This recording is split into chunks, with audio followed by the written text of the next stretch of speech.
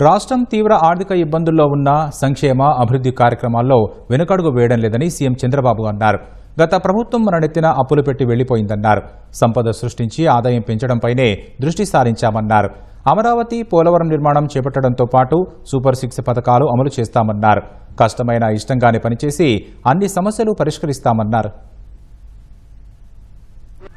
నేను ఎప్పుడో 25 ఏళ్లు 30 ఏళ్లకు మునిపే మా ఆడబిడ్డలు కష్టపడుతున్నారు, వంట చేయడం సులభంగా చేయాలని కట్టెల పొయ్యిలో కాకుండా దర్జాగా గ్యాస్ ఉపయోగించేయాలని భారతదేశంలో మొట్టమొదటిసారిగా దీపం పెట్టిన పార్టీ తెలుగుదేశం పార్టీ.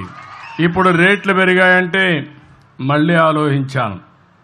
అందుకే 3 సిలిండర్లు ఉచితంగా ఇస్తున్నా. అందరం సమానం, అందరికీ సమాన అవకాశాలు ఇవ్వాలి. కొంతమంది సమాజంలో కొన్ని అవకాశాలు అందిపుచ్చుకొని పైకొచ్చారు. మనతో పుట్టిన వాళ్ళు చాలామంది ఇంకా పేదరికంలో ఉన్నారు. ఇంకా కనీస స్టాండర్డ్స్, జీవన ప్రమాణాలు కనీసం లేకుండా బాధపడే పరిస్థితికి వచ్చారు. నేను అందుకనే ఈరోజు వచ్చింది ఒక వినూత్నమైన కార్యక్రమంతో మీ ముందుకు వచ్చాను. నేను ఇక్కడ 2 విధాలుగా మీరు చూస్తే, ఒకటి బంగారు కుటుంబాలు, ఇప్పుడే కలెక్టర్ గారు చెప్పారు, దగ్గర 41 మంది ఈ గ్రామంలో అందరికంటే తక్కువ ఆదాయం వచ్చే కుటుంబాలు.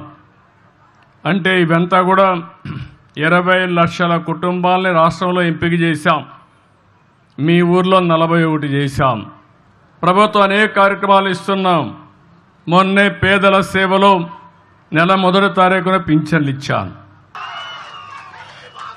అదే సమయంలో మీరు ఒకసారి ఆలోచిస్తే 33,000 కోట్ల రూపాయలు డీబీటీ ద్వారా నెలవారీగా మీకు డబ్బులు పంపిస్తున్నా.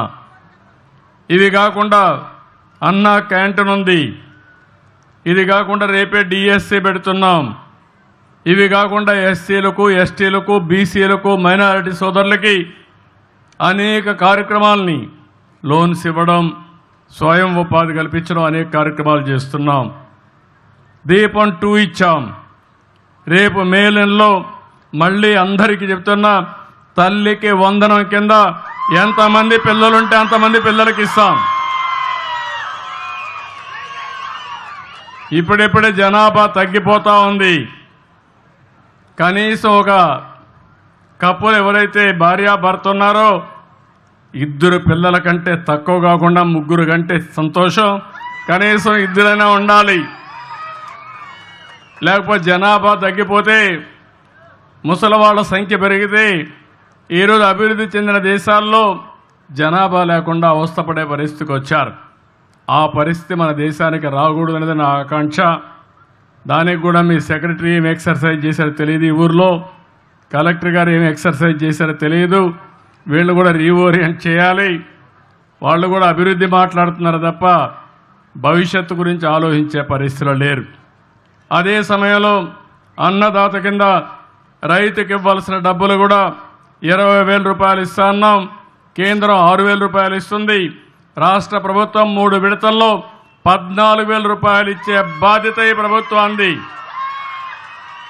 ఇది కాకుండా మత్స్యకారులకు కూడా 20,000 చొప్పున జీవనోపాధి కోసం వాళ్ళకు కూడా డబ్బులు ఇస్తాం. అయితే ఆర్థిక వ్యవస్థ చాలా ఇబ్బందికరంగా ఉంది. ఇంకా డబ్బులు లేవు. 10 లక్షలు